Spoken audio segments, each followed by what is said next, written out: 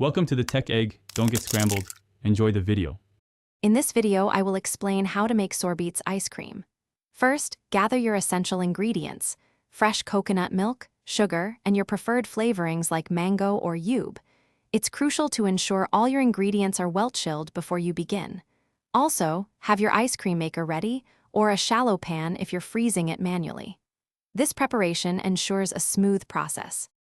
Next, combine your chilled coconut milk, sugar, and chosen flavorings in a large bowl, stirring until the sugar fully dissolves.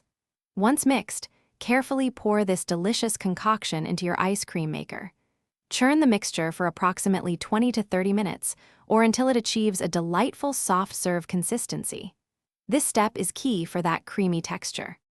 After churning, gently transfer your soft sorbetes into an airtight container.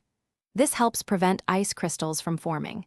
Place the container in your freezer for at least 4 to 6 hours to allow it to harden properly. For an even firmer, more traditional sorbetes texture, consider freezing it overnight. Patience here yields the best results. Finally, it's time to enjoy your homemade sorbetes.